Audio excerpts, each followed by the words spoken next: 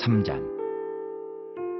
너는 그들로 하여금 통치자들과 권세 잡은 자들에게 복종하며 순종하며 모든 선한 일 행하기를 준비하게 하며 아무도 비방하지 말며 다투지 말며 관용하며 범사의 온유함을 모든 사람에게 나타낼 것을 기억하게 하라.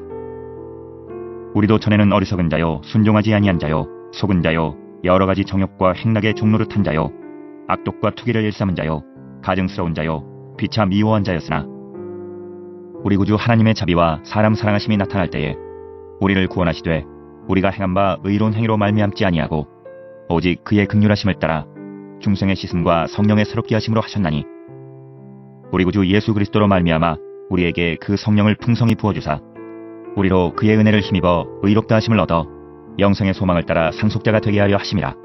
할렐루야. 7월 4일 화요일 디도서 3장 1절로 7절입니다. 사도 바울은 그리스도인들이 세속 정부에 복종하고 세상 사람들에게 온유해야 한다고 가르친 후에 성도의 과거와 현재를 비교하면서 그 이유를 설명합니다. 길지 않은 1절부터 7절이지만 오늘 말씀을 통하여서 우리는 몇 가지 깨달을 것들이 있습니다. 사도 바울은 디도에게 참된 가르침을 따르도록 강조해야 되고 그것을 잘 말해야 된다고 했습니다. 다양한 계층들이 있었잖아요.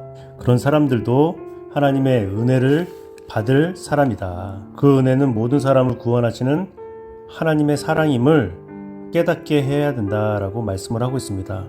그레데 섬 사람들이 예수님을 알게 된 것은 그들의 행위로가 아니라 오직 하나님의 은혜였다. 그래서 오늘 본문 속에서는 이 사회 속에서 그리스도인으로서 어떠한 의무를 가지고 생활해야 되는지, 또한 그들을 향한 우리의 태도는 어떠해야 되는지를 말씀하고 있습니다. 사실 우리의 행동으로 하나님의 그 구원을 받은 것이 아니라 하나님의 은혜로 구원을 받았다는 사실이죠. 그렇기 때문에 우리는 그 은혜 받은 자의 삶을 살아가야 된다라고 말씀하고 있습니다.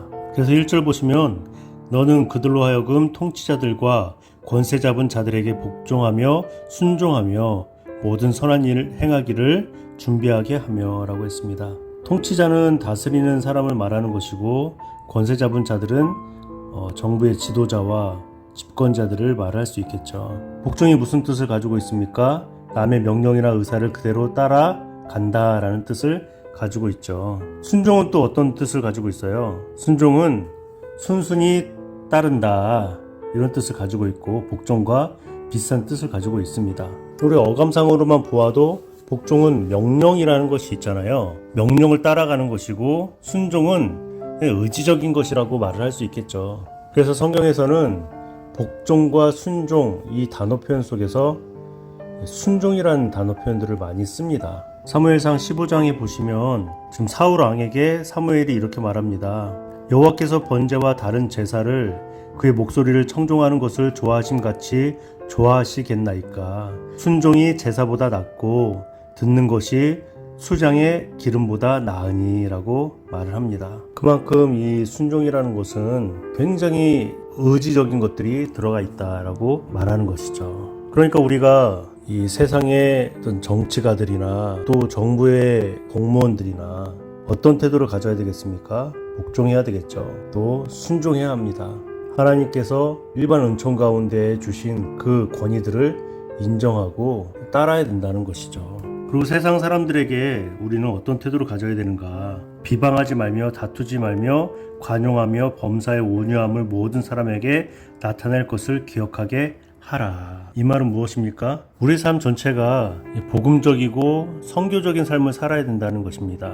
그렇죠. 내 배를 위해서 살아가는 자가 아니라 모든 사람들에게 그리스도인이라는 것을 보여야 된다는 거예요. 왜냐하면 3절에 우리도 똑같았다라는 거예요. 우리도 그렇잖아요. 교회 안에서만 보아도 어떻게 저 교회 다니는 사람이 저럴 수 있을까? 직분자, 집사님 저럴 수 있을까? 어떻게 교사가 저럴 수 있을까? 등등등 이런 생각이 들 수 있잖아요. 반대로 생각해보면 예수님 안 믿었으면 얼마나 더 심했을까? 이렇게 생각해야 돼요. 왜냐하면 우리도 다 전에는 그런 삶을 살았기 때문에 그래요. 그런데 다른 점이 무엇입니까? 4절에 우리 구주 하나님의 자비와 사람 사랑하심이 나타날 때 우리를 구원하시되 우리의 그 의로운 행위가 아니다라고 말씀하고 있어요. 오직 하나님의 긍휼하심을 따라서 중생의 씻음과 성령의 새롭게 하심으로 하셨다. 얼마나 감사해요. 우리 구주 하나님의 자비와 사랑으로 우리는 구원을 얻었다라는 거예요. 그렇기 때문에 성령의 풍성함으로 우리는 살아갈 수가 있다. 완전히 새로운 삶을 살아간다라고 말씀을 하시고 계십니다.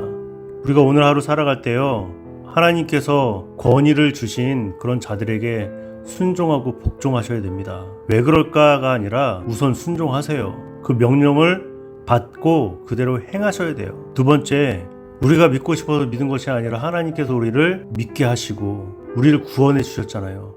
그렇기에 오늘도 성령 충만한 삶을 살도록 영생의 소망이 있기에 그 누구보다도 최선을 다하며 살아가야 될 줄 믿습니다.